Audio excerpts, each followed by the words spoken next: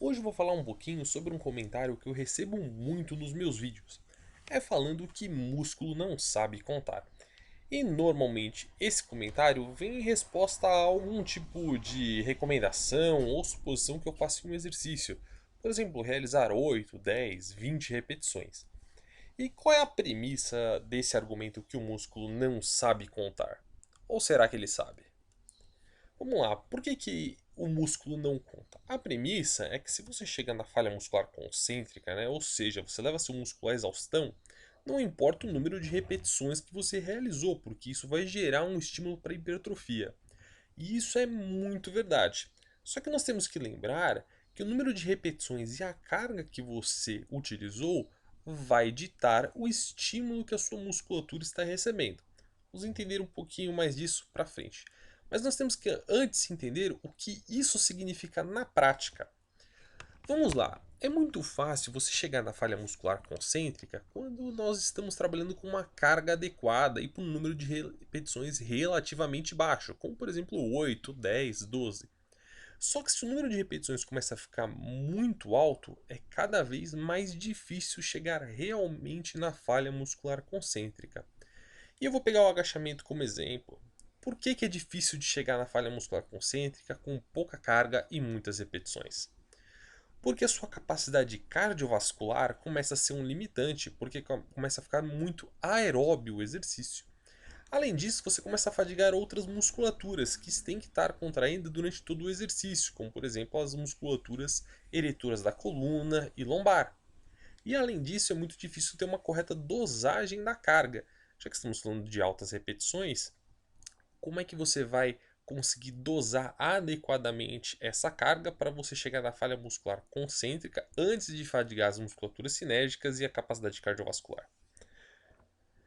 Nós temos que lembrar que, embora o músculo não conte, conforme eu falei, a carga e o número de repetições vai ditar o tipo de estímulo que você tem. Nós praticamente temos dois tipos de estímulos que funcionam como uma espécie de espectro. De um lado, a gente tem um estímulo mais tensional, onde são altas cargas, que vai levar muito desgaste das fibras musculares, muita microlesão nessas musculaturas. E nós temos do outro lado, no outro extremo, um estímulo mais metabólico. O que é isso? Vai ter um grande desgaste energético que vai aumentar a concentração ali naquela musculatura alvo de subprodutos do metabolismo energético, e isso também vai sinalizar para um aumento de massa muscular. E tudo isso funciona como um espectro. O que isso quer dizer? Isso quer dizer que se a gente imaginar aqui no estímulo tensional, né, o máximo aqui para a esquerda que a gente consegue chegar é fazer uma repetição máxima e que geraria, digamos, adaptações para ganhos musculares de força. E lá no metabólico, a gente imaginar que no extremo do extremo seria algo como fazer, por exemplo, 100 repetições de um exercício, que vai gerar grandes adaptações metabólicas com aumento de resistência. Qualquer coisa entre 1 e 100 vai estar no meio desse espectro, gerando tanto adaptações tensionais quanto metabólicas, tá? Então vamos imaginar, por exemplo, que 5 repetições vai gerar mais adaptações tensionais, mas vai gerar um pouco de adaptação metabólica. Do mesmo jeito que fazer 50 repetições vai gerar grandes adaptações metabólicas, mas também um pouco de adaptação tensional, ok?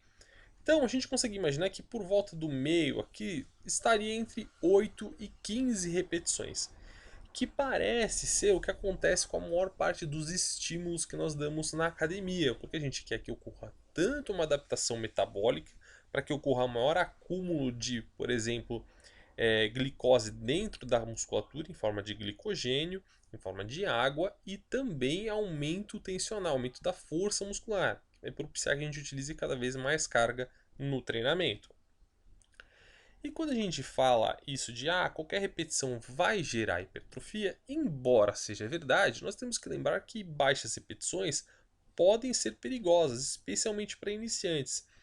E é muito comum a gente ver isso em que exercício? Ou exercícios muito complexos, como por exemplo um levantamento terra, ou em exercícios monoarticulares. Por quê? Porque é muito complicado você levantar muita carga utilizando somente a musculatura do bíceps, por exemplo. Você começa a recrutar musculaturas da lombar para tentar pegar impulso para fazer o exercício, Ou ainda, mesmo que a repetição seja boa, esteja numa boa forma, a gente tem que lembrar que a musculatura se adapta mais rápido que tendões e ligamentos, então você pode vir a ter algum tipo de lesão, como por exemplo aqui na flexão plantar, onde é muito comum ocorrer lesões ali no tendão de Aquiles.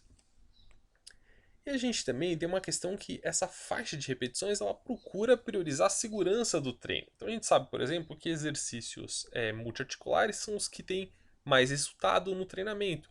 Não necessariamente você precisa fazer todos até a falha muscular concêntrica, ou todos com repetições baixas, ou todos com repetições altas. Então, em exercícios muito complexos, onde pode ocorrer um maior risco de lesão, você faz numa zona de segurança, sem levar até a falha muscular concêntrica, porém próximo disso. Em outros exercícios, como com equipamentos, onde você tem a capacidade de levar com segurança a sua musculatura à falha muscular concêntrica, você vai até o limite. Então, um exemplo que eu já dei anteriormente é você trabalhar com repetições um pouco mais baixas, mas dentro de uma zona, né? Então, objetivando ali fazer pelo menos 8 até, por exemplo, 12 repetições em um determinado exercício. Em outros exercícios, você pode até ir até a falha muscular concêntrica, só que você objetiva um número de repetições, uma faixa de repetições. Então você vai colocar uma carga onde você espera realizar pelo menos 10, no máximo 15 repetições, por exemplo. E em outros exercícios monoarticulares, né, você vai até a falha muscular concêntrica ou até além da falha muscular concêntrica, só que também objetivando trabalhar com uma faixa de repetições um pouquinho mais elevada, não tão tensional, independente do objetivo, seja hipertrofia ou ganhos de massa muscular. Um outro bom exemplo dessa questão de que a musculatura não conta é quando nós falamos sobre trabalho com peso corporal versus trabalhos em equipamentos. Então, quando você trabalha com o peso corporal, normalmente você vai querer progredir como? Aumentando o número de repetições ou aumentando o tempo sob tensão nessa musculatura.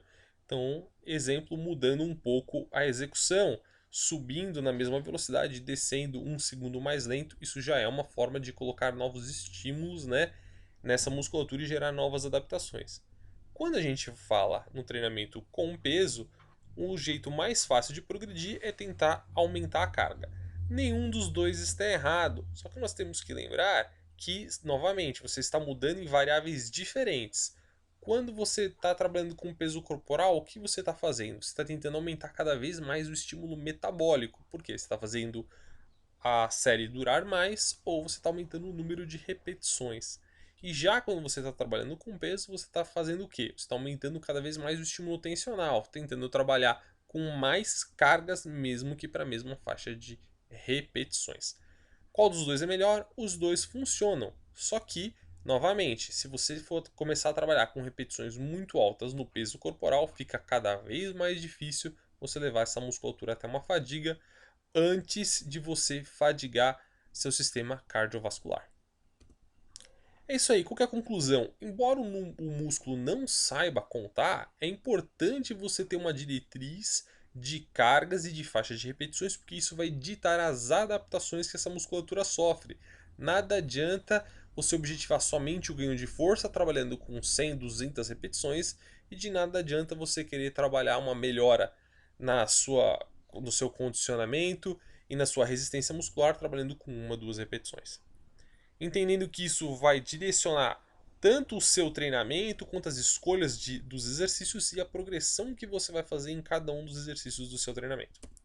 É isso aí, pessoal. Curtiu, não curtiu? Ficou com alguma dúvida? Deixa aqui embaixo seu comentário, dá seu like se gostou, dá seu dislike se não gostou. Lembre-se de se inscrever no canal. Mais uma vez, muito obrigado pela atenção, abraços e bons treinos.